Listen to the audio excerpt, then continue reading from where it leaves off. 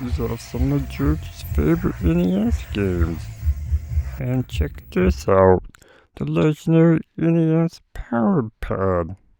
That's right, the thing that made every living room in the 1988 sound like a stampede of caffeinated toddlers. Here's MiG-29 on the NES. Yeah, you don't see that one often. It's like the game equivalent of spotting Bigfoot at a garage sale. Next to it, we got RBI Baseball, both the black cartridge and the gray cartridge. In fact, the gray one's actually rarer than the black, which means Jared here basically owns a museum piece. Here's Quattro Sports, 4 games jammed onto one cartridge, because why have one slightly janky game when you can have 4? Over here, we have a bunch of complete NES games, mostly the usual suspects. And right beside them, some boxed Super Nintendo classics. Check out Porky Pig's Haunted Holiday, Spooky Pig, Festival Vibes. Porky Pig's Haunted Holiday is a side-scrolling platform game. The main character, Porky Pig, can move left and right, jump, swing on chains, climb, enter doorways and ride bubbles underwater. Standing on some platforms causes a vampire-costumed Daffy Duck to appear, scaring Porky and propelling him up into the air to reach high places. Enemies in a level can be defeated either by jumping on them or hitting them with fruit after collecting a fruit bowl power-up. And right next to it, Capcom's MVP Football. For anyone who's ever wanted to throw a pixelated touchdown at a guy who looks like a spreadsheet in motion. Moving along, we got a complete Nintendo 64 games. A nice wall of Sega Genesis boxes. Virtual Racing for the 32X. Because the 32X was the, trust me, it's the future add-on no one asked for. And even a few Sega Master System games. Here's Vector Man and a not-for-resale Sonic the Hedgehog. And here's the Junction game.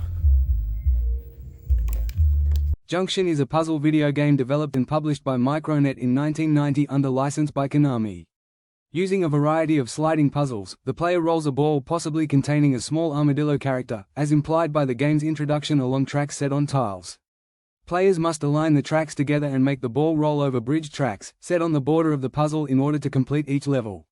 Junction has a total of 50 levels which the player can select at random, but a certain number of points have to be reached by level 50, in order for the player to beat the game and see the ending. Junction is based on Konami's Locomotion arcade game from 1982, but with isometric graphics.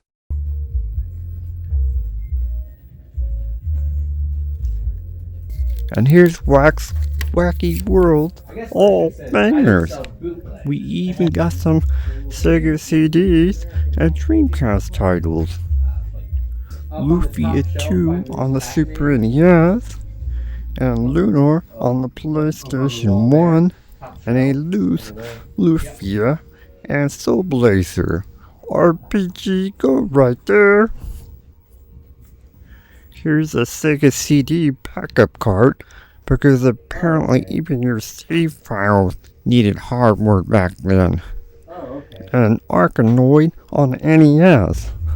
And below that, Atari Jaguar games. Yeah, you heard me. Jaguar, the console that tried its best and tripped over its own polygons. Check out Batman and Robin, Sonic and Knuckles, and Battletoads on the Genesis, plus Doom and Star Wars for the 32X, cause nothing says retro chaos like playing Doom on a mushroom-shaped console attachment. We got The Legend of Zelda on the Super NES, Alien on the Atari 2600 because clearly someone looked at the movie Alien and thought kids will love this. More Nintendo 64 games over here, and on the NES shelf, Mario is missing. Super Dodgeball, Super Mario Bros. 2 and 3, and Ghostbusters. Truly the holy trinity of blowing up cartridges. And look, actual arcade cabinets. Stargate, Galaga, Miss Pac-Man, all ready to eat your quarters. Plus a couple of pinball machines to authenticate arcade smell and experience. Down here, we have PS1 lineup featuring Top Gun. Some boxed Atari 2600 gems like Star Wars, Jedi Arena, yes, Jedi with lightsabers sitting down. Star Wars Jedi Arena is a 1983 action video game programmed by Rex Bradford and published by Parker Brothers for the Atari 2600. Based on the Star Wars franchise, it is the first video game in the series to feature lightsabers, a type of energy sword that is prominently featured in its media. The gameplay is based around dueling against another player, who is either controlled by a human or artificial intelligence, to score points by using a Seeker ball to attack an opponent's base while also defending hostile attacks with a lightsaber. And even some original Xbox games. Oh, and the Famicom stuff too. Street Fighter 2 on the Super Famicom. Urban Champion on the original Famicom.